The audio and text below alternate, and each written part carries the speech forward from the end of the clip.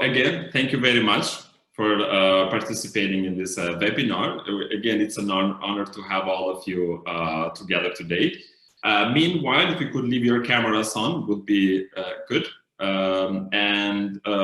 If you have some background noise, you can mute your microphones until your turn comes to present yourself and speak on your behalf and on behalf of your institution. So, good afternoon, everyone. My name is Besnik Lek, and I'm speaking on behalf of the YMCA. We are here to talk and celebrate the 75th anniversary of United Nations together with our dearest panelists during the next 75 minutes. I would like to thank each and every one of you for your time and commitment. This webinar is hosted by YMCA with support of UN Development Coordinator's Office.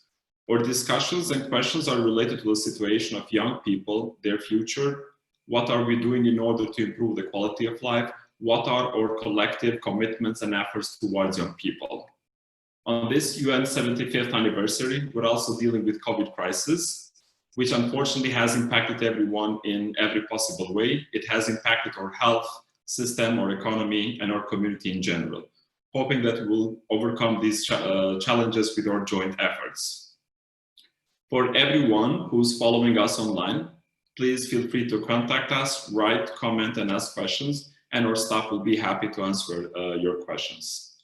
Also, please make sure to follow us at JoinUN75 and hashtag UN75 on social media, Twitter, Facebook, and Instagram.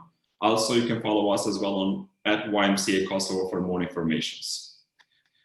We have with us today like 5 distinguished guests who will be answering questions about youth from their perspective and experience. First, let me start with presenting our panelists. We're very honored to have with us today Ms. Jayatma Vikremanayage, United Nations General's Envoy on Youth, Mr. Engelbert Zefai, Deputy Minister of Culture, Youth and Sport in Kosovo, Ms. Ulrika Richardson, UN Development Coordinator, Ms. Dorina Luca Davis, National General Secretary of YMCA in Kosovo, Ms. Marigona Shaviu, Executive Director of Youth Initiative for Human Rights in Kosovo. I'll be happy to start with the first question for our dearest panelists. First question would be, what kind of future do we want for our young people? Each member of the panel will have 5 minutes to answer the question.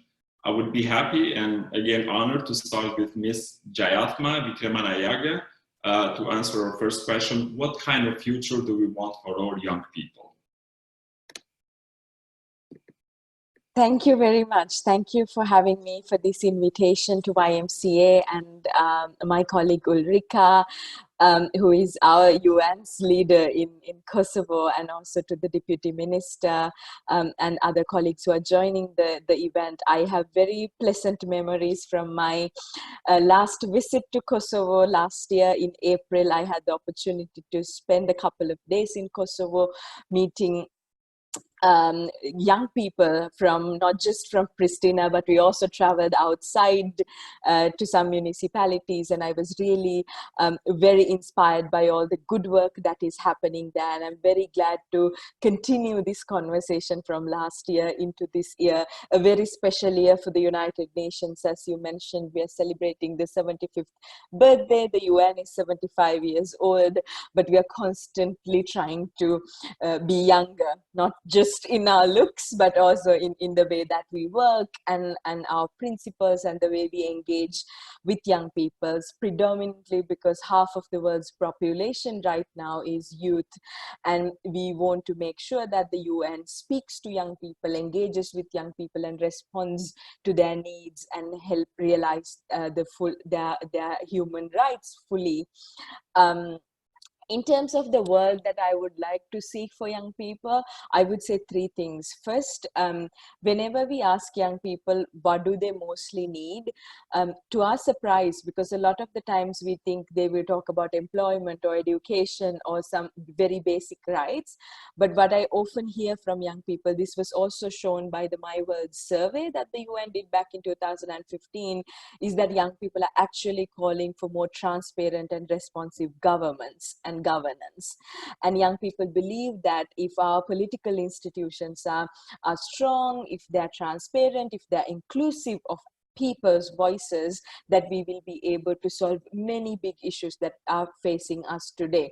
So I would say if you look at the SDGs, SDG 16 would be the most important SDG for young people. And all over the world, we see a decline of trust among young people and political institutions.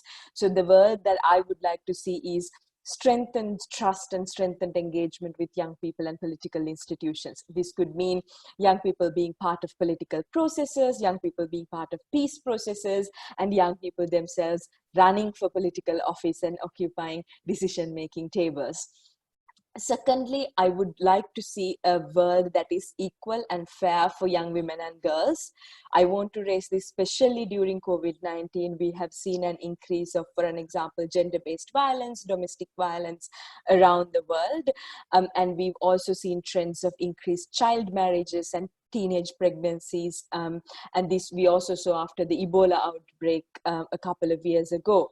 So this means that our world is still an unequal place for young women and girls to realize their fullest potential, to access to education, to realize their basic rights about their own bodies, about their own lives, when it comes to fully participating in society and in politics.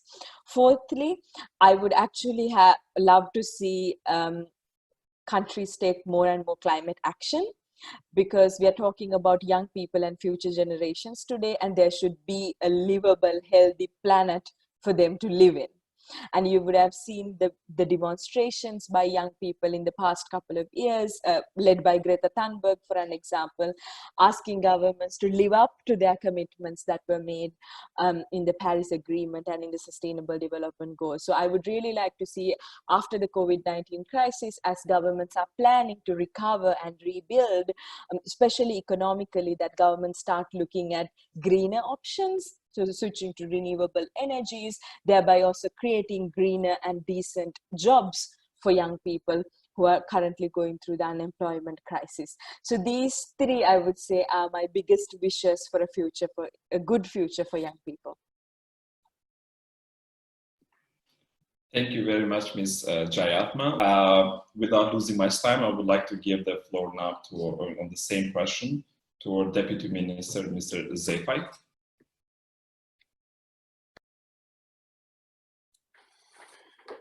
So, hello everybody.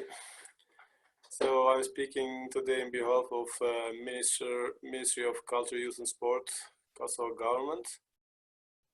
I'm so pleased to be among all you together and to share with you our opinions and our projects and what we do think about youth future and their prosperity. So congratulations to the 75th year of United Nations, and thank you for all good job that United Nations did for Kosovo in many years. Regarding the questions, the question about young people in the future, what we would like to see is the first thing is the security for young people. So we are testimonies that young people many times are abused, and we see that sometimes they are manipulated, and because of that we hear bad news all around the world. So they are part of radicalism, they are part of terrorism, they are part of sexual abusements, and they are being, let me say, treated, they work hard, they do hard works, and so their life is not the best regarding the security. Another thing that we want for young people in the future is equality. I'm saying that from our point of view from Kosovo. So we are sometimes we feel very disappointed because we live in a middle of Europe, geographically, I mean, but the only country that we cannot move in other countries because we don't have that free liberalization movement. We need visa, and our young people are not equal in this regard, and this means that their possibilities are lower than for other young people. But I think this is not the case only in Kosovo. I believe that same situations are happening in other continents all around the world, and something I think is not fair for those young people that are suffering to this issue. Education, even it is a fundamental right for every young people. I think education is something that we want to see to be improved in the future.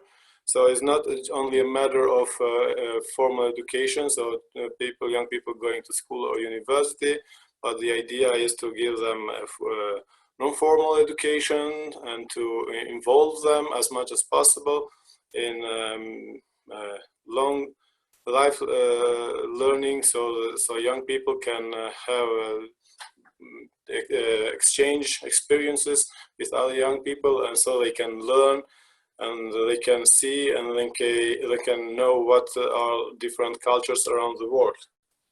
And, another very important factor that we say for the future of the young people is their prosperity, and that can be achieved if they are engaged, if they learn to be committed, and of course if they are employed. So young people should be, we as government, but everyone who is responsible for the new generations, we have to work a lot to find ways to employ them, to engage them, and to show them the way to do things and to improve their lives. Young people are facing a very difficult situation now, so they are getting graduated.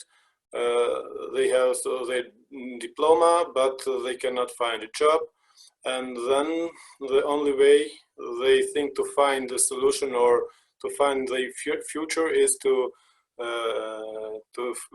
run away from the country, to find a new perspective in other worlds. So the idea of our government is to we would like to keep them in our country, but in order to achieve that, we have to find a way to get jobs for young people and to engage them in different in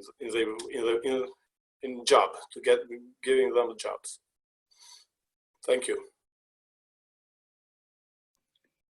Thank you very much, Mr. Zepa.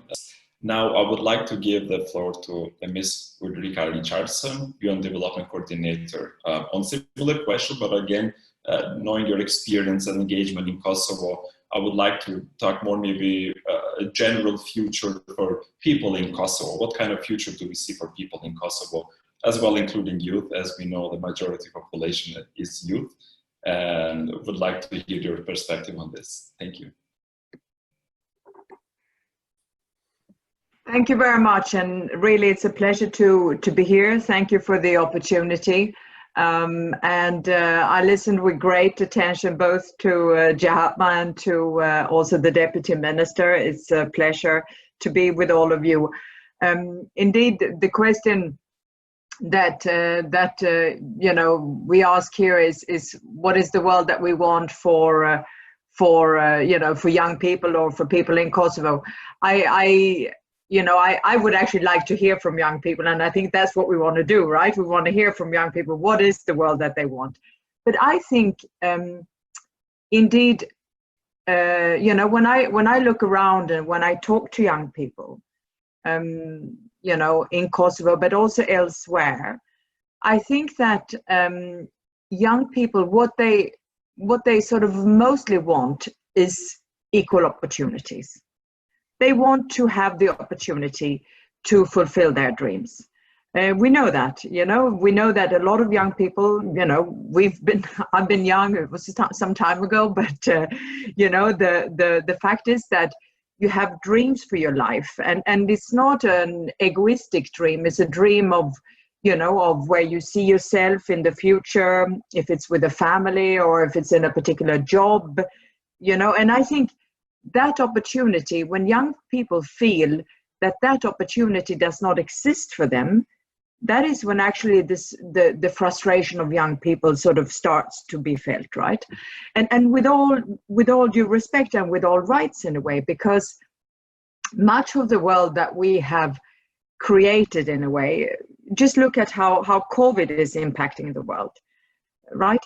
It is really not the world that we would like to give away, let's say, to our, you know, to new generations. We see, for example, COVID, and it was interesting. We heard, you know, Dr. Tedros, the head of WHO, saying that the biggest threat is not actually the virus itself, it's the impact of the virus. It is the lack of solidarity. It is the fact that, you know, that people are actually falling into poverty as a result of the COVID. So I think that just that also shows, in a way, how sort of fragile parts of our world is still. And I think that is, young people are seeing that too, and they feel that that is impacting their opportunities and the realization of their dreams.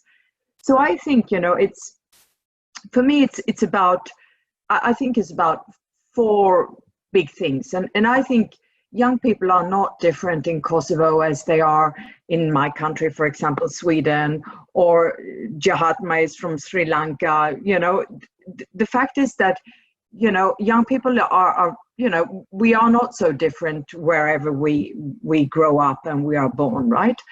But I think one of the things, in order for equal opportunities to be a reality for everyone, I think is it's to be part of something. So you need to participate, you need to have space. Young people have a voice, right? But they need to have the space to express their voice, and they need to be able to listen to. And I think very often we forget to listen to young people, right? And we don't give them space to express their voices. So I think that is a big thing. And I agree very much to what was said earlier about, you know, the fact that governments need to think about this. You know, how do we reach out to young people and actually give them a voice and a seat at a table, you know, allow their voices to be heard? I think that's very, I think, a very important factor. And I think that is also, that will then allow us actually to be much more robust in how we develop policies and how we actually create systems and institutions that are strong enough in order to sort of create a world that is better than we have today. The other one, I think, is very much relating to mobility, to peace, to connectivity. The world is much more connected now in a way that I didn't see when I grew up, and not at all. I mean, for us, it was, you know, the other side of the world was very far away. Now the other side of the world is not far away. And so that mobility has to be there. And we see a lot of things, we see a lot of obstacles to mobility. I'm not only talking about physical mobility, but we see a lot of obstacles to mobility. So I think, you know, and we see, you know, so I think that mobility and that connectivity is something that young people are already moving with, in a way that we are only, as sort of an older generation. I should talk about I, because I'm certainly the oldest in this group. You know, that we are sort of a bit behind in, right? So I think that is a very important, the mobility, the connectivity, and that means we need peace, right? Because peace and conflict, or actually the lack of peace, is something that very much hinders mobility. Then we have equality, and that was very much talked about. I think equality between men and women is a sine non qua, it's a must for a healthier world. You know, there is no way around it. We also see racism, right? We've seen how in the US, the recent sort of events have really shown how much racism and discrimination is actually part of our everyday reality, and we need to always be constant about that aware and constantly sort of fighting against it. And I think that young people are very much sort of you know, behind that, and I think that they see it, and they don't agree with sort of the structures that we have sort of built in into the society. And then I think on the last point for me would be, the fourth point will be the planet. And I think it's I tend to, sometimes you think that young people are quite careless, you know, they consume a lot, they care about, you know, sort of superficial things, but that's actually wrong. I think a lot of young people are much more aware than sort of the older generation is. And they realize that the way that we've been consuming and producing is just not sustainable enough. I mean, we can't uphold it.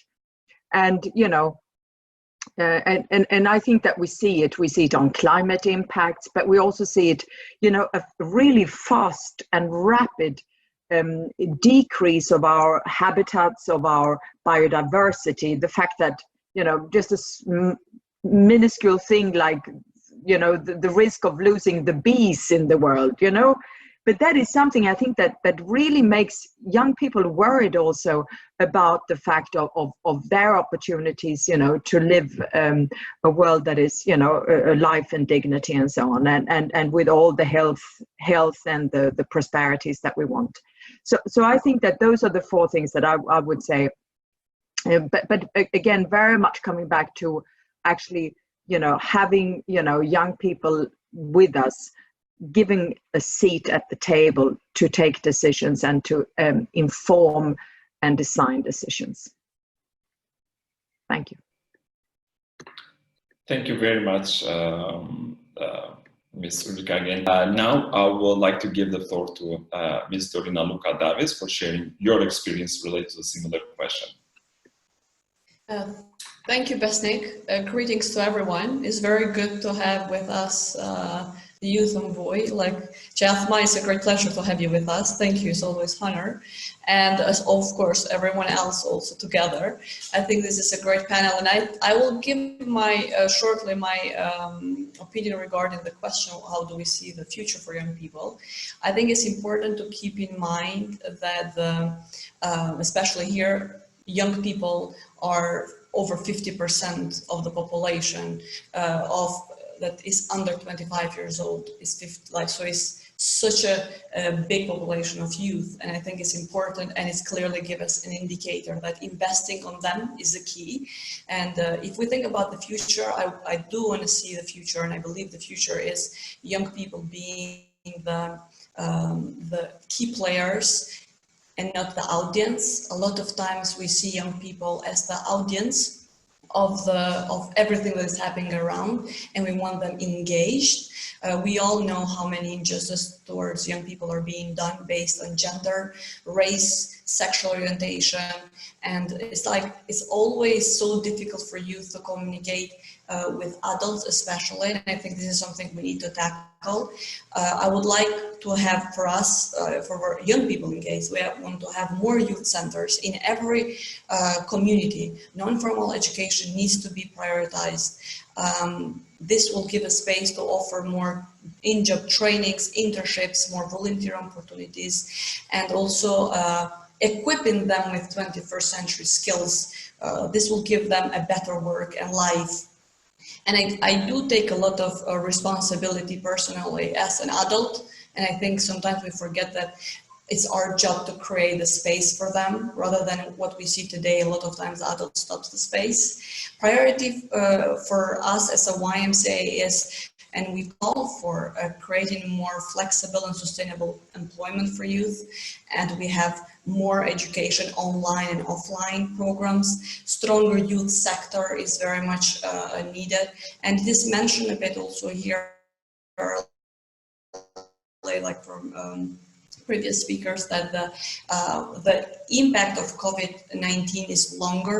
So I think we need to put more emphasis on mental health. And finally, which I agree with the rest of the panel, that is youth participating actively on decision-making process is the key. Youth need to have a seat on the table. Otherwise, it's like, for who are we building the future? The young people that are today, when the SDGs are coming to the end for a new phase, who are the people who are going to be there? They're going to be the leaders. So we need to always remind decision-making people that youth should be involved today in order for a better future for everyone in the coming years. So yeah, I think that's I see a future without injustice towards youth, and I think we have to show more care and love and try to speak and embrace them how they are, because youth are going from a difficult time now. So many young people have lost their jobs through COVID-19, and it's like, who is here to them? And I think we do stand as an institution for youth empowerment, and I think this is very important. Thank you, Vesnik. Thank you, Ms. Dorina Luka-Davis. Now I would like to give the floor to Ms. Marigona Shabiu, Executive Director of the Youth Initiative for Human Rights, on a similar question. Thank you, Vesnik. Hi, everyone. It's really a great pleasure to share this panel with you and to talk, of course, about youth on the occasion of the 75th anniversary of the United Nations. So as a youth activist myself, but also as a leader of a youth organization, I'm always eager to talk about the needs, interests, and demands of youth in Kosovo, but also of those in the region of the Western Balkans. So while I was thinking about this question, actually, three crucial things dominated my vision about the future. And the first one is human rights, the second is peace, and the third one is definitely gender equality. So I strongly believe that these are really the foundations of every free, just, and equal society, which aims to ensure development and prosperity for its people. And this, of course, is then reflected to a wider context due to a more globalized world we live in. So I really wish for a future where hope, empathy, compassion, and solidarity are the values that prevail. And also I want to see a future where racism, discrimination, intolerance, and repression really remain only in our past. I really hope and I envisage, of course, a future for young people which is peaceful and free of conflicts, because we all know and we have witnessed that violence and conflict really undermine the development path of youth towards reaching their full potential.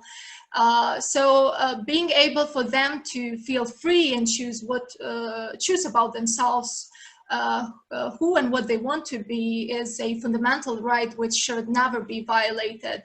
I believe that, and also this is, what I want to see in the future, for young people to be able to fully use their capacities to contribute towards positive changes in our societies and of course in their communities. I want the future for Kosovo youth to be one where they are able to move freely and to travel around as their counterparts from other countries. This was also mentioned before from other panelists, but this I think is crucially important for Kosovo youth.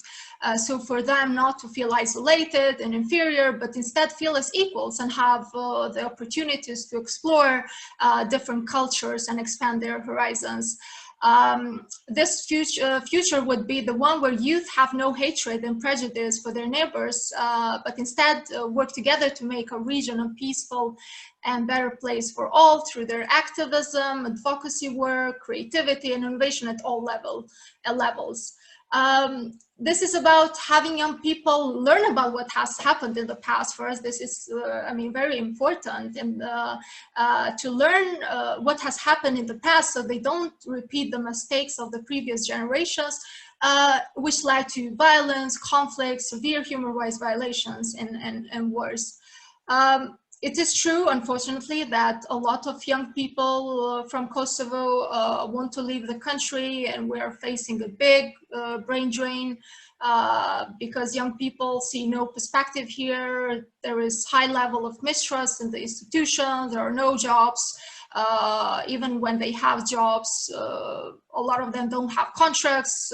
They get paid very low. The quality of the jobs that they have is it's really not the proper one, and this does not enable them to secure a decent well-being for themselves. So this has indeed brought a huge sense of apathy, frustration, uncertainty, and instability, and this of course discourages young people to invest in their future, and instead they focus their energy on self-destructive coping mechanisms. So it was also mentioned that youth in Kosovo represents the majority of the entire population, yet we know that, and we see that from also being a young person myself. They're one of the most vulnerable groups in our society, along with women, LGBTI community, Roma, Egyptian, and Ashkali communities, and other non-majority groups. So it is really,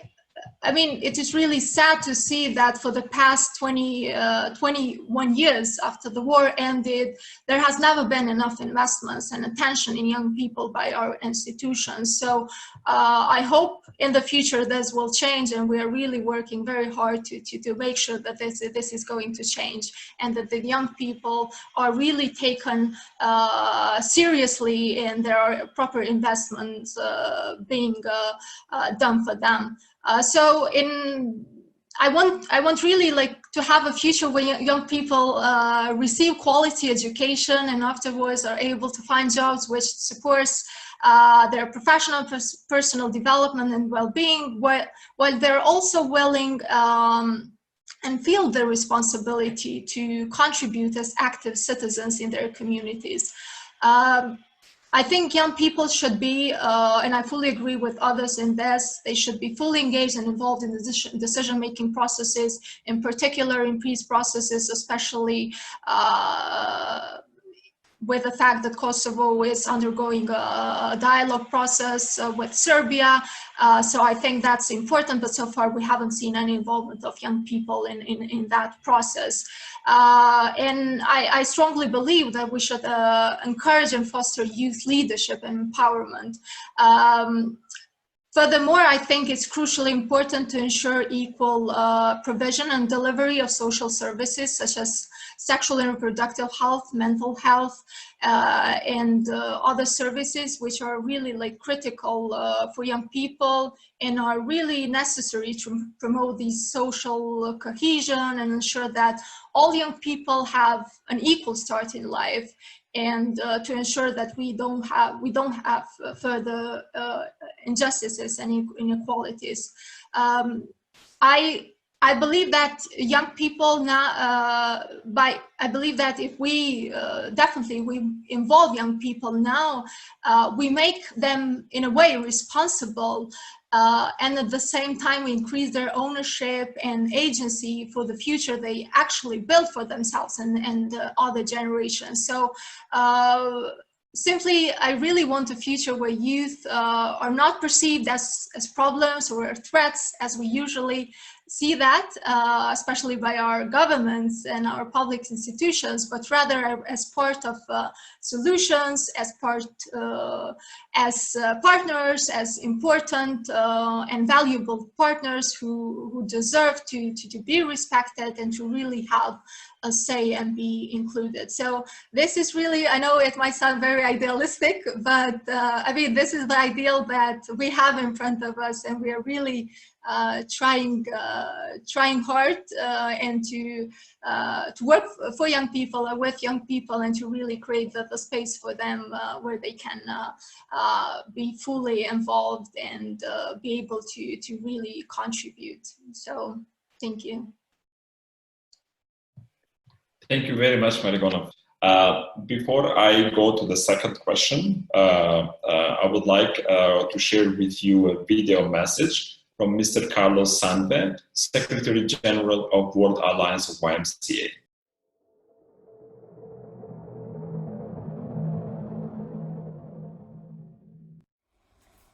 Dear friends, greetings from Geneva.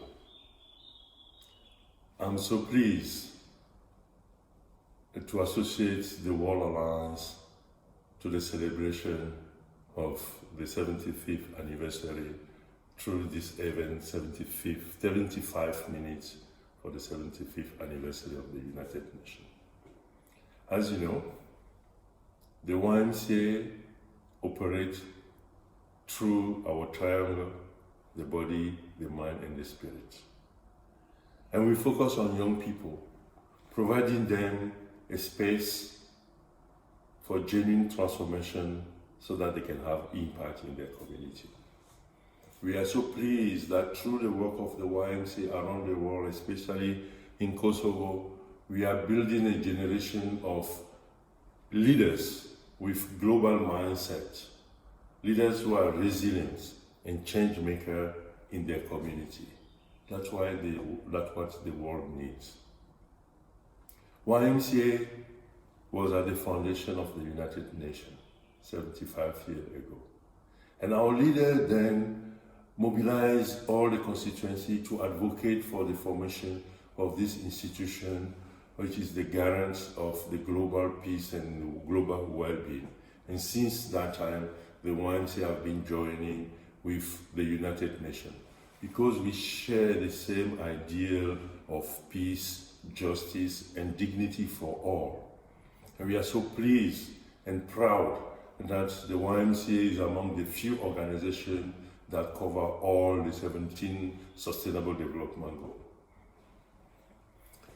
I'd like to thank the Youth Envoy, YIHR. Thank you for believing in us and your presence and your address to the young people last year at the celebration of our 175th anniversary is remarkable. It's continued to have its impact. And since then, you have been on our side, responding to all our requests and mobilizing the whole system of the United Nations, including the Deputy Secretary General and the Secretary General itself, to connect with the young people all over the world, especially the young people in the YMCA. Thank you. And we do appreciate your commitment for young people. You are making so much difference. And for my friends of the YMCA in Kosovo, thank you also for the great work you are doing. I'd like to wish you to have a good moment throughout this celebration, 75 minutes for the 75th anniversary of the United Nations. And thanks all the United Nations agencies in Kosovo, especially the UNICEF and the UNKT, for partnering together with the Ministry of Youth, the YMCA Kosovo, to make sure that we achieve all our goal in Kosovo for a just and a peaceful society. I wish you great celebration and may God bless you. Thank you.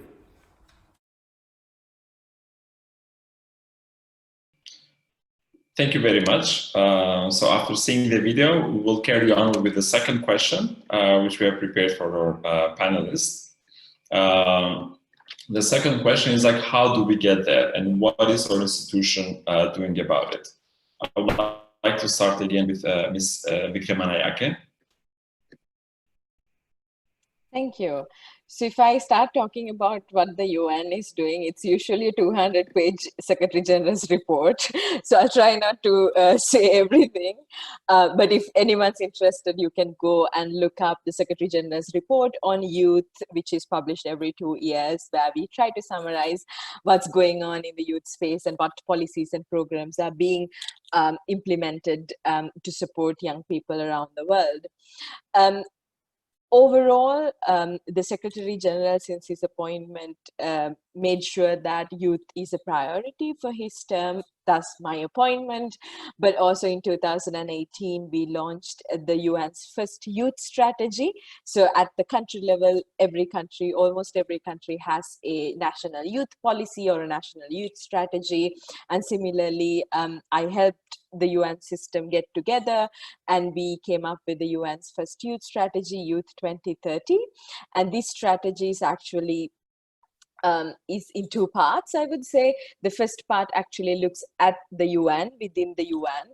So as we are celebrating 75 years, we should also look at our own organization and be self-reflective and see what are the different gaps and mistakes that we have, because this is an institution, as I said, was formulated 75 years ago to respond to different set of challenges than we are facing today. So we also found that there are certain practices within the organization, for an example, unpaid internships or lack of career progression for younger staff, or lack of representation of young people from certain backgrounds. And we took a very close look at that. And the first part of the strategy actually looks at dismantling those systems that discriminate young people within the organization. This, of course, there's a very long way to go, but I'm very happy to say that we have started putting the first building blocks of that. For an example, organizations like WHO and UNICEF and UNDP and others removing unpaid internship practices and coming up with new incentives for young people to work with the UN, but also making sure that it's a level playing field. So not only those who can afford to come to New York or Geneva, but everyone gets an equal opportunity. These are small steps, but as I said, it is a start. And on the second part, we are looking at the programmatic nature of our intervention. So on 5 areas, we are looking at how the UN can support young people in different aspects of their lives. So we are looking at how the UN can support the amplification of youth voices. So for an example, in a few days, the Secretary General will appoint a youth advisory board for climate change for the Secretary General. And similarly, we are looking at different UN country teams, different UN agencies, and looking at how do we get young people's expert opinion, their ideas, their energy, and their innovation, most importantly, to benefit the work of the United Nations and thereby benefit all of our lives. Secondly, we are looking at concrete interventions on education and health. So at the global level, we have a lot of multi-stakeholder initiatives, like, for an example, UNICEF-led Generation Unlimited initiative or ILO-led Decent Jobs initiative. And these are very much scattered. So through this strategy, we are bringing all of these initiatives together and are actually channeling resources and funds and human resources into our country offices and country teams to then formulate concrete programs that can provide education and employment opportunities for young people in countries. And then we're looking at peace and security and humanitarian action. Marigona mentioned this in her intervention a lot.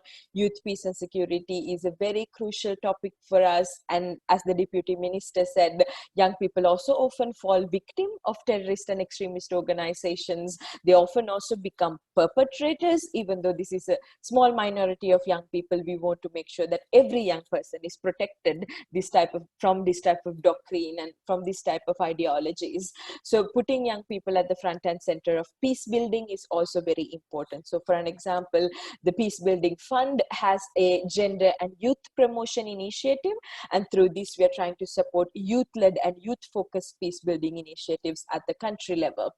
We are also looking at specific youth populations who have been traditionally marginalized, so young refugees, young migrants, young LGBTI people, young indigenous people, and really trying to make sure that their voices are also heard.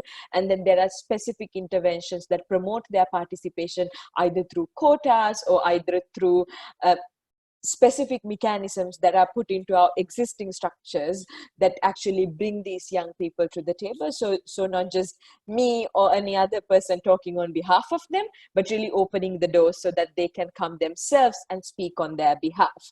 So these are some of the interventions that we are trying to implement. And then of course, this goes to areas like climate change. This goes to areas like disarmament, where young people are actually coming up through movements to support this work. Second step, accountability is also important. So we are also working currently on a matrix that will measure how countries are implementing different portions of the strategy, because this strategy is actually based on the intergovernmental commitments that governments have made.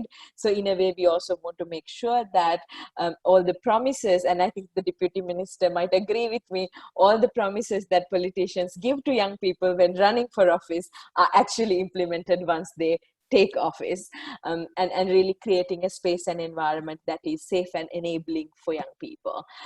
So this is in a nutshell some of the work that we are doing in broad strokes, but I'm also very happy to see a huge supporter of youth in the UN Kosovo team. Ulrika has been always bringing very strongly your priorities and your questions and your rights and your concerns to all our forums here in New York and other places. And we will continue to work with Ulrika and all of you to make sure that these are addressed, and that every young person in Kosovo, just like another young person in anywhere else in the world, can realize their fullest potential.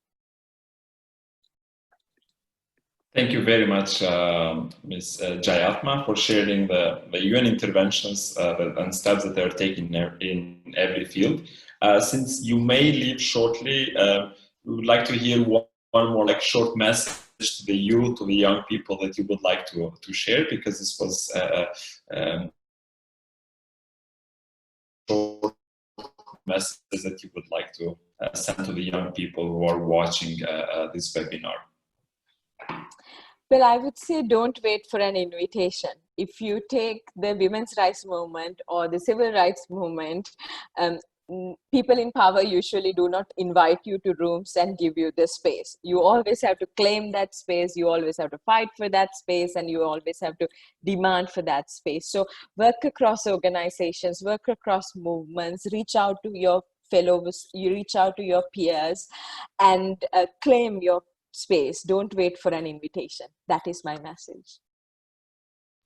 Thank you very much. And again, it was an honor having you here and shared your... Thank you very much for having me as well. It's a pleasure. Now we'll have Mr. Engelbert Zefay to answer our second question. How do we get there, and what is your institution doing towards helping young people? Yes, responding to this question is not easy at all, because as you know, as everybody knows, here in Kosovo, we are now facing a very difficult times, not only about COVID-19, but also about this political stability, let me say, here in Kosovo, that we are dealing with a lot of problems, international problems, and this is not easy at all. So what is the first thing that we are aiming for is to review again the legal framework, youth framework, so to see what is missing there and what needs to be improved. So there is a youth participation law that is putting things in order somehow, but I think there is things that can be improved and put some incentives in that law that young people would have much more opportunities. So for the future, in order to have this aimed legal framework for young people, so I think we have to review and to work hard in a youth development strategy and to identify better their need and to see what will be the prioritizations. So we know that, and we heard from other panelists, that young people have a lot of needs and problems, but I think we have to be very careful and to prioritize them and to see what is that must be as first treated and to solve their problems in order to give them better possibilities. One thing is for sure that we as a government should deal very seriously is to increase youth funds that can be used for different fields. So for youth development programs, but also for improvement of youth infrastructure. Things before we arrive at this point, I think as a government we have to be very serious to bring back hope for young people.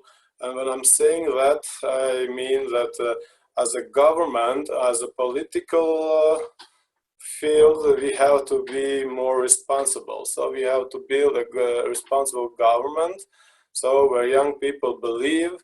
And a responsible government means not corrupted, doing professionally the administrative work and addressing very fairly the needs of the population in general. I think as a government, not only Kosovo, but there are many countries that are suffering to achieve that standard and to be a responsible government where everyone can trust them. And another problem as a government is to bring economical stability. We see, as it was before mentioned, that mostly the big percentage of a population in Kosovo are young people, but they don't see any economical perspective because they don't have any vision where is their place belonging in economical aspect. And the creation of jobs, creation of opportunities, building the human resources and organizing the treatment of economic resources, this is a very important objective for government. I think this will be treated must be treated very seriously in the next future, in the nearly next future. Young people needs, as we can see in so far from our perspective from government, we see they are asking for better infrastructure. That means better schools, but also better youth camps or better sport facilities or better culture centers where they can develop their activities and where they can develop their ideas and creativity. And as a government, we are working hard in this direction. We are trying to improve all these facilities and this infrastructure in order that our young people can spend their time and they can exercise and they can work hard to achieve their goals. As we can see, Kosovo is a small country, but we are a country of champions. Young people that can, they are gold medalists, the Olympic gold medalist winner, and this means a lot. And I think this is a good inspiration for a young generation. What is another issue that as a government we are focused is the quality, because only infrastructure only is not enough. So if we build good schools, but there is no qualitative education, then I think we are in a halfway.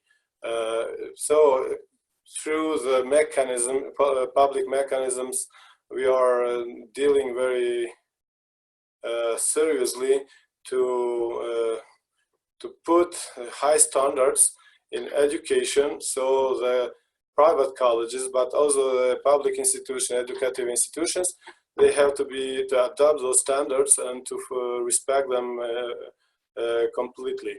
We are just testimonies of what happened recently. So many private colleges were not are credited because they didn't fulfill those standards. And as a government, we are committed to follow very seriously this issue. Young people need to see the world, to explore the world. Once they have explored the world, they will gather experiences, and maybe they can see they will see that changes are needed here, and they will accept the changes. Changes must happen here in our society, and this can happen only if our young people have the possibility to see other experiences, other countries, other people, other cultures, and this must happen. This can happen by organizing cultural exchanges or youth exchanges with other countries. But this can also happen by making possible internship for our students, so they can go and they can see other perspectives of how young people are formed and how they are getting their career. To achieve all this, I think we have to make a strategy how to hear a voice of the young people. Sometimes I have this assumption, but not only me. So we are failing to hear problems of the young people. Why is this happening? This is the thing that we have to deal with it very seriously, to find the way, to find the instrument, how we can reach the young people's voice and to respond to their needs.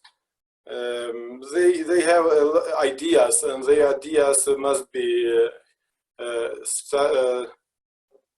understood, and maybe to select the best ideas and to support them to realize their ideas, young people. And so we have, by realizing their ideas, we encourage them to be active, to participate, because they start to believe that they are part of change, they are part of making the world better. This can happen only if we involve them. Involving them is very important. I will make, sometimes as a society we have a lot of bias, and this makes obstacles to involve young people in decision making or doing politics. So even if there are some initiatives, so there are communities, or there are political parties, or there are also individuals, they are never happy with involvement of young people. They will find bias. He is not well educated, or he is not well formed, or he is not, or she doesn't deserve that place, and so on. And we see that always where there is an initiative to involve young people in taking the responsibilities, there is another group of people judging the idea of involvement of young people. As a government, or let me say as a Ministry of Culture, Youth and Sport, we are trying to support financially ideas of young people with subsidies and grants, and I think this is very important. And what we mean is to increase this fund every year gradually, and to see also to give them orientation that is adapted to maybe to the European Community Strategy and to the climate change. And so those funds must be somehow focused on the strategy, European strategy and climate strategy, or human rights strategy. And so as long as they do understand very well those objectives, so as a government we are committed to support their ideas and to stay near to them. Since we are now facing the COVID-19, this is another problem as a government, and we are now sure that this will not end very soon. This will continue for other months, and we cannot foresee when this will finish. So as a government, we are creating a COVID fund for young people, and not only young people, but young culture and sport. And this fund will be explicitly used only for young ideas, so that they can start thinking for any startup business or entrepreneurships. And so this fund will be used for to make happen the ideas, and so we can beat this depression that is derivating from the COVID in recently. And I think this fund will be in the hands of the young people in the second part of the year. And we believe strongly that with this fund we can help young people to overcome this COVID depression. Thank you very much, Mr. Zephyr. Without losing much time, I would like to give the floor to Ms. Ulrika Richardson. How do we get there, and what is your institution doing about it? Yes, thank you very much again, and also again very happy to be part of this very relevant conversation. And I actually look very much forward to when we will, engage with young people on these questions, right? To hear what are the questions, and then be able to provide, just exchange with young people. And I think that is actually one of the ways that, for example, we as the UN Kosovo team are working here in Kosovo. So I think overall there are three ways that we try to work with young people, or actually try and create these conditions that we were talking about, right, in the previous question. And so basically three things. I think one of the things that we've been trying to do and have been doing is advocating, meaning giving visibility to the fact that the whole situation around young people needs to be taken into consideration. So that advocacy is something that we do in Kosovo. The UN does it all over the world. In Kosovo, we do it. We do that advocacy with institutions. We do it, of course, with civil society and with international organizations and the international community.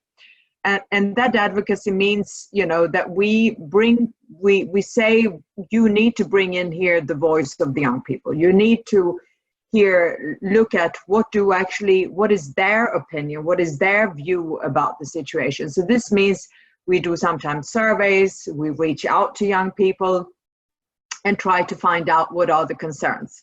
The second thing is then, of course, how do you channel these concerns into actually being able to impact decisions, impact policy making, and impact also to some degree, decisions that takes place at various levels, also legislation making. So and for example, one thing that we do in this area is, I remember very vividly we were talking with the Ministry of Youth. This is last year about when you develop the youth strategy, engage young people, right? When you develop the new youth policy, engage young people. So that is something that, and not only when you develop youth strategies, it could be about other things. It could be about municipal planning. It could be about, other types of conversations. We've had conversations a lot around healthy planets. What does it mean, the fact that in Kosovo we have air pollution levels in the winter that actually impacts our health? What does that mean for young people, and what do young people think that we need to do about it? So we have similarly engaged with young people and have their voices heard on on areas that relate to inter-ethnic relations. The fact that young people would like to learn the language of, for example, let's say a Kosovo Albanian would like to learn Serbian and vice versa. A Kosovo Serbian would like to learn Albanian, that type of thing. So, and also how young people, for example, in the north, I remember one in Zvečan who'd never been to Pristina, and similarly a person in Pristina who'd never been, to Zvečan, for example. So I think that there is a readiness there to, for young people to engage in governance activities. So that will be the second area. So first is that we advocate, with young people. We bring, their concerns to the table. Then we find ways of actually having young people included in policy making and shaping decisions. And then, of course, the third area is, of course, to work also on, for example, on education. One of the things that we've done is to make sure that, the fact that education, the quality needs to increase. We worked a lot on engaging young people in perhaps in how do you actually impact curriculum to be, have a lot of more innovation, perhaps something about innovative and innovations, and that type of sort of new thinking, right?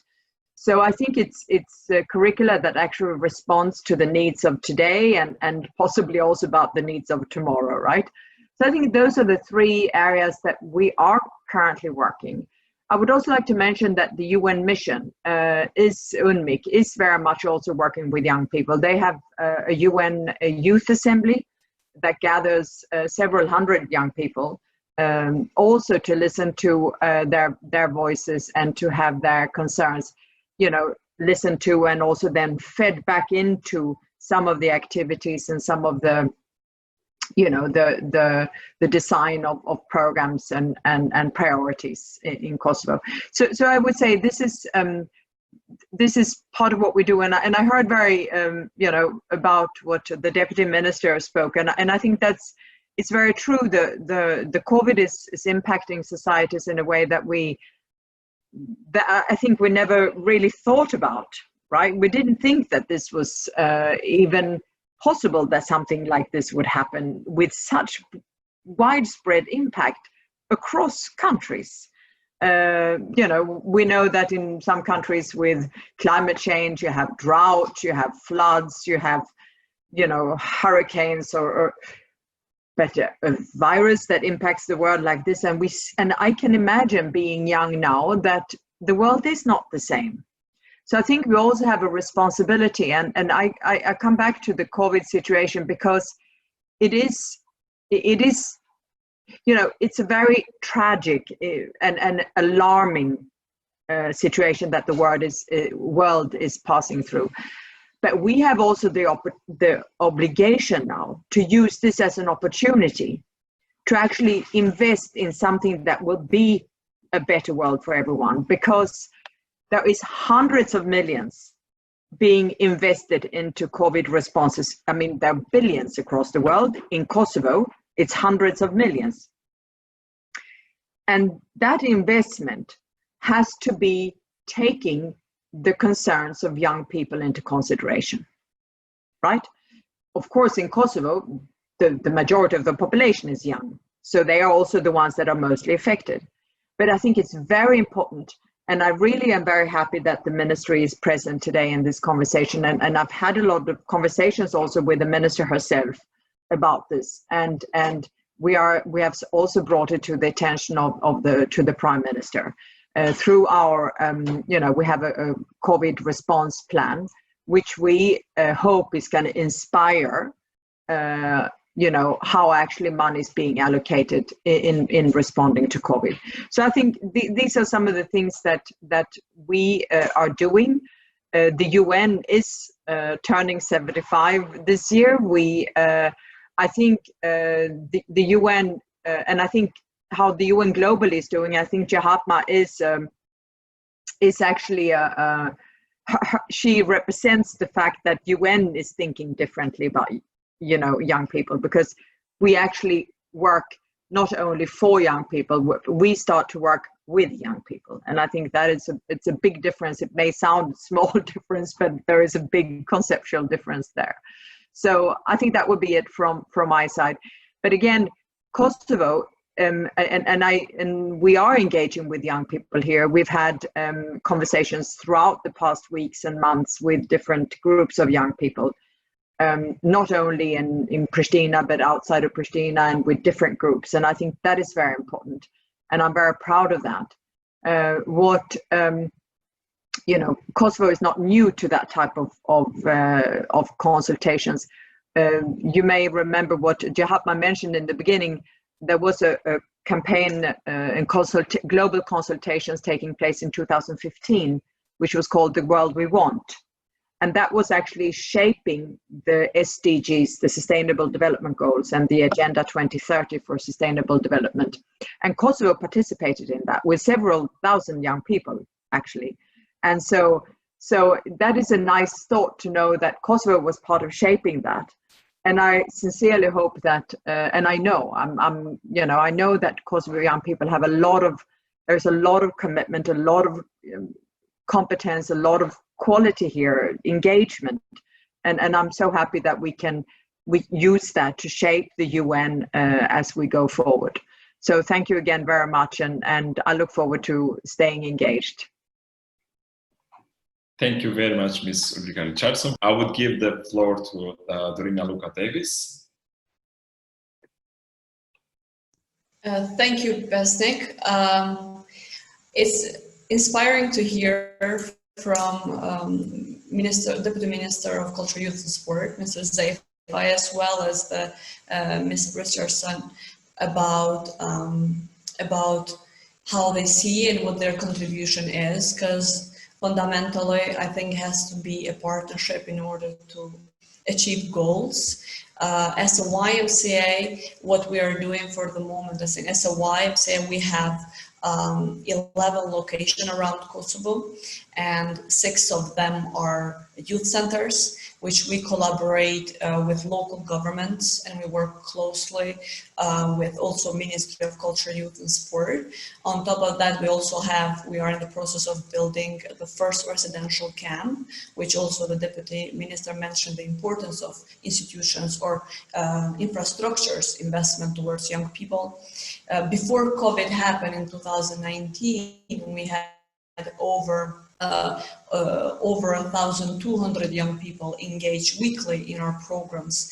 And with COVID-19 pandemic happening, we have the moment everything closed, or we went in quarantine as a YMCA, we closed physically, but programs online for different communities, and providing programs like leadership training, gender equality, peace and reconciliation. I would like to echo what Ulrika was saying, that the contribution of United Nations, I think, is outstanding. And I don't think that our government hasn't done a lot, but to be honest, the United Nations have managed to bring all the youth stakeholders together, and they're really inspiring. So this seems like by putting young people in center together with government and all the agencies, we can really make a change. As YMCA, we also have in partnership with UNICEF, we have Open Innovation Hub, which happened to be open before the pandemic. While in pandemic, we transferred all our programs like Upshift and Podium and all the 21st century skills also online. And this has given us, a platform to continue working actively for and with young people. I would like to share one example of sometimes even in this situation, young people somehow manage to thrive and come up with new ideas and solutions. With the Innovation Hub in Municipality of Jakova, collaborating, of course, implemented by the UNICEF and YMCA and Jakova municipality, we have managed to involve one group of youth with special needs while they in their community they don't have sign language translators, so all the youth who are deaf came to an online training, which interesting was that the translator was from Gilan, and then they were in Jakova and the trainers were somewhere else. So it's kind of they all managed to use technology to involve for the first time a group of young people who have been probably discriminated and by not being able to participate because they don't have a sign language translator in the city. So things like that, it also shows how resistance and how creative ways of young people using that can bring also sometimes bring together and lift up also those most disadvantaged. So all the our programs that we implement have one intention, has to provide safe space for youth and make sure they are in the leading role for new initiatives, not only for community but themselves also. And I think I would also just like to share what we have done throughout this time, because I know government and also all the UN agencies have literally supported Kosovo in this. We don't know, and coming from a youth organization, how would our country actually manage if we didn't have an outsider support. And this is how amazing is that we kind of have to, how to say, give a hand each other. And I think we have been very lucky with the support. And in our YMCA, in the time of, especially when we were in quarantine, we have supported 2 different shelters. So we asked for volunteers and staff, and straight away young people were like, the staff was very much excited to help. So we have been helping different shelters of victims for domestic violence by supporting with food, clothes, bedding, and what is more important is with technology. So a lot of youth who were victims of violence and children, they were more or less deprived from education because already they were in a very difficult position. So the YMCA, together with our partners from the YIHR in Denmark or YUSA, have been supporting these 2 shelters. And I think to make sure that the young people don't miss out on education, I would like to maybe finish kind of this question, answer this question with saying that how important is a mutual collaboration. And as a YMCA globally, we have been serving since 1844. And I think last year, interesting and nice because Jathma was herself in 175th birthday of the YMCA in London, and now we are here celebrates the 75th birthday of United Nations. Is great, and I think as more as we all contribute towards, I think we can make Kosovo a better place by putting together young people in the center and also active participation in decision making. So thank you. That's all for me. Thank you, Ms. Dorina Luka Davis. Since we're a bit short in time, I will jump straight to Ms. Marigona Shabio for the second question.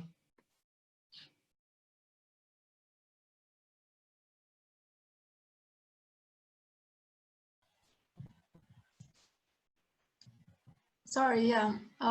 So yeah, I think I mean, to answer your question, I think it's really very simple, and I think that the best solution, how to go about it, how to reach this idealistic future that we are all projecting here, is by just including young people at every step of the way, and just be honest about it and really mean it, rather than just have or promote this inclusive youth participation just for the sake of ticking a few boxes here and there.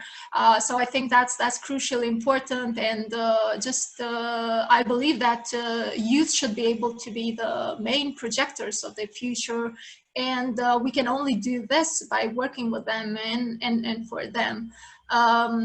I think it's really important for our state institutions and our society in general to really recognize the role of youth leadership, of youth civil society organizations as important sources for peace, for security, for development, for prosperity. I think there is a great potential there, and we should really use it, and we should invest more in it.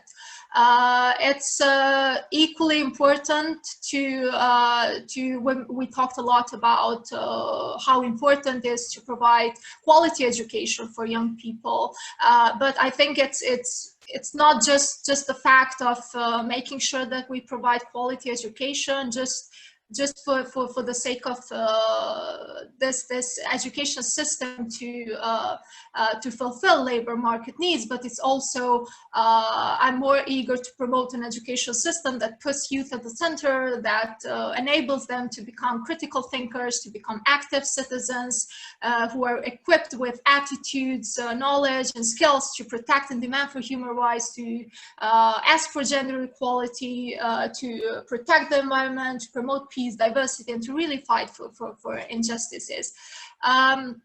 So the future I really projected for young people was the one where we don't really have conflicts, and I think especially in our region, knowing the recent history. So I think in order to prevent future conflicts, our state institutions need to really put emphasis on initiatives that focus on dealing with the past and reconciliation.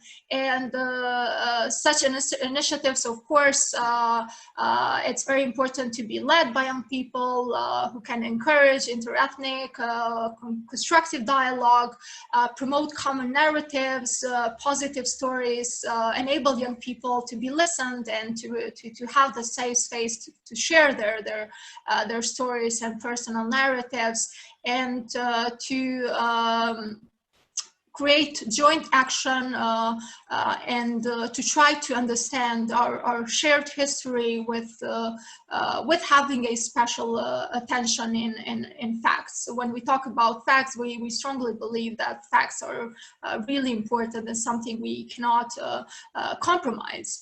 I think it's also important to show unity and to really prioritize youth participation when it comes to ensuring that we have effective conflict prevention and resolution. And I believe that young people do not only bear the consequences of actions, like any action, but I strongly believe that they must be part of every process in order to not allow violence and conflict to spread and to reoccur. So that's really important when it comes to the guarantee of non-recurrence. As Youth Initiative, we are a youth-led organization working in Kosovo since 2003, and for the past 15 years we have actively contributed in the process of reconciliation on the basis of justice, facts, and we have of course focused on providing a victim's perspective on this whole process. And we've done so by ensuring that we have youth participation. And we've done that not only in Kosovo, but we also work in the region, especially in Bosnia and Herzegovina, Croatia, Montenegro, and Serbia. So maybe I can mention a few initiatives, like very successful initiatives that we have undertaken in the past and that still continue to exist in the present days. One of them is our regional exchange program, which we have started in 2003. Initially, this program was between young people from Kosovo and Serbia, and afterwards it was expanded throughout the region as well. And up to date, we've had more than 16,000 young people participating in our exchanges. This actually has been a very a good platform for us to advocate for the establishment of the a state-sponsored program which focuses on youth cooperation. And after more than 10 years of hard advocacy work, finally, Regional Youth Cooperation Office, as we know it, and of course as it's called, in 2016 was established.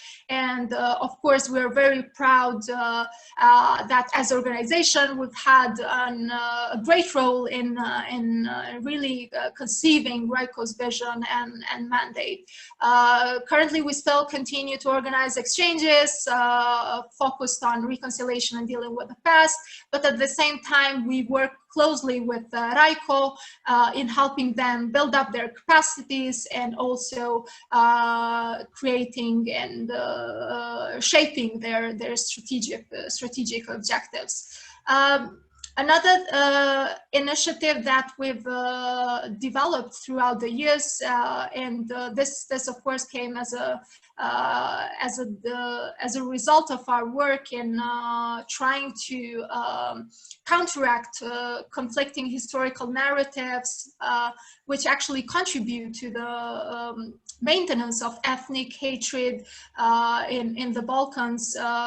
We've created the program which we call Share Narratives, and this program engages young people from the region and it brings them together to discuss about very controversial and divisive events in our region's recent history. And in addition to these regional programs that we do, we have a few more, but we also focus a lot on at the national level, of course, working with young people on issues which relate to human rights, dealing with the past, and youth empowerment. So, as a youth initiative in Kosovo, I think we play an important role in promoting peer-to-peer dialogue among Albanians and Serbs in Kosovo through exchanges focused on personal narratives, different visits. We work a lot on building up an inclusive and civilian-based collective memory through storytelling and through also challenging monoethnic narratives that still exist, not only in Kosovo, but throughout the region. We also are focused a lot on gender and challenging gender norms and fighting for women's rights and LGBTI rights through arts, peaceful protests, social critique, and different means of activism. So it's I mean, in a nutshell, this is what we do in Kosovo, but also in the region. And maybe to just finish that, I believe that it's very, very important to, in the midst of all this political, economic, social crisis in Kosovo, but also in the region, and also with the new situation with the COVID-19. Now, I think really we don't have any other hope left except for investing in young people, because I think that's what's going to bring and to make a brighter, more sustainable and peaceful future. Your microphone is still on. I would like actually to use the opportunity for you to share a message to the youth. Please just keep it under 1 minute, since we are over the time. So everyone would have a chance to share a message with youth under 1 minute. Thank you. My message would be to just be critical, be active, don't just focus on yourself, but really make sure that people around you are doing okay, and that their rights are being respected. Speak up for those that don't really have a voice, and make sure that they are actually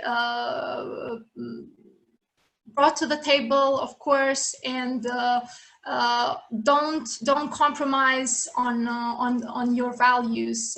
Just be critical. Always stand up, and always respect others. And as the UN Youth Envoy said earlier, don't claim your space. Don't just wait for others to invite you, but really, I would encourage you to show leadership and to really make sure that leadership is also spread around other young people and in your communities, among other people around you, and to just believe in yourself that you really have the power to make positive changes in our society, even though it might be very difficult and you are falling down every time you try to do something. But please be persistent and show that you can fight, and show that you can actually achieve your goals and the causes that you fight for.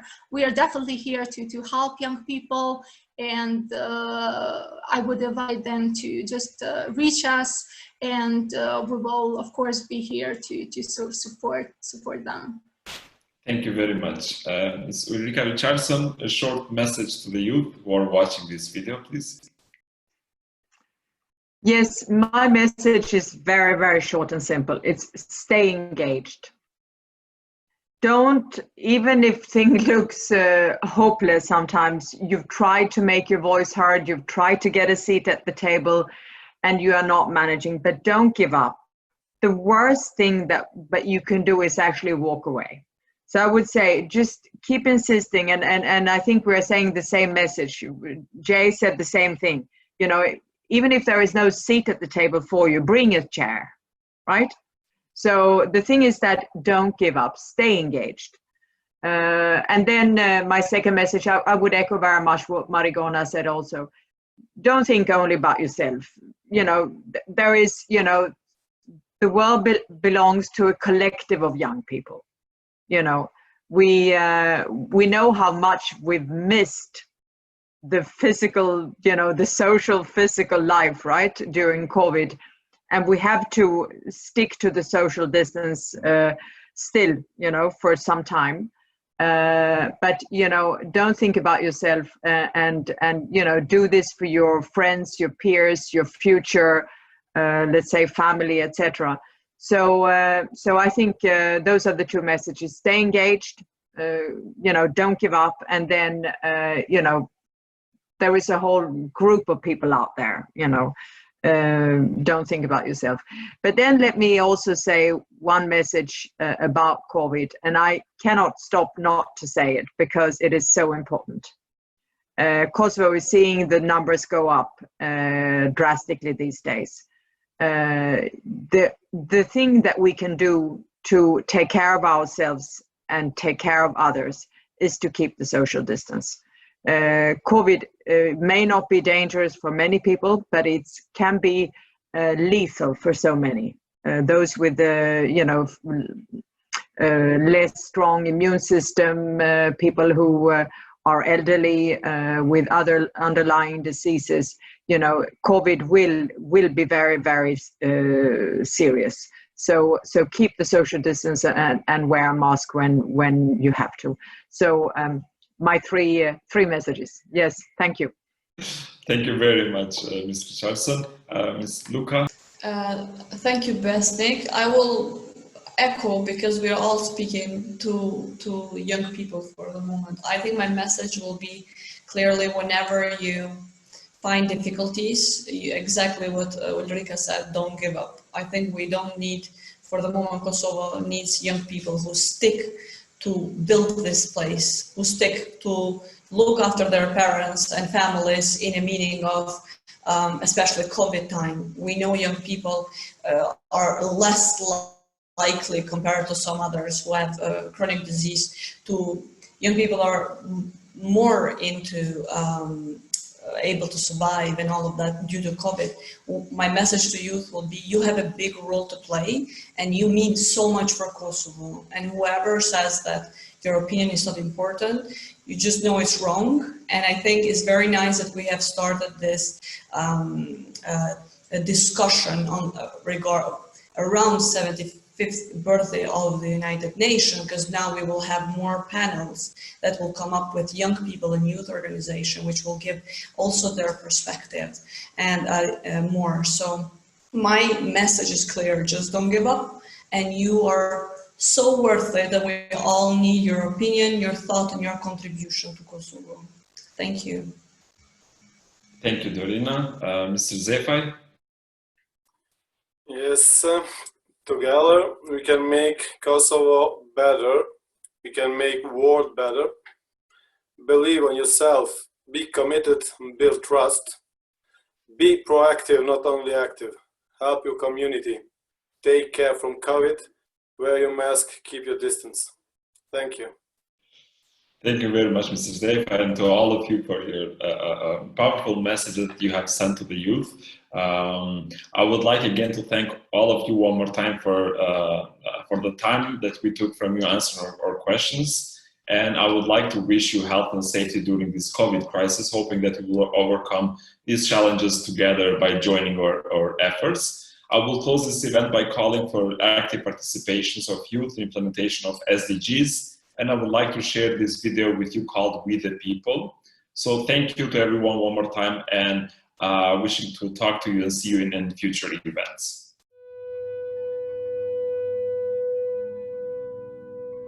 We can be. We must be the first generation to end extreme poverty. The generation most determined to fight injustice and inequalities. The generation that saves the planet from climate change. And this is how it will get done. The global goals. A 15-year plan For everyone. Everywhere. With no one left behind. We will live in a world where nobody anywhere lives in extreme poverty. Where no one goes hungry. where no one Wakes in the morning asking if there will be food today. we will live in a world Where no child has to die Of diseases we know how to cure. And where proper health care is a lifelong right for us all. We will live in a world where everyone goes to school.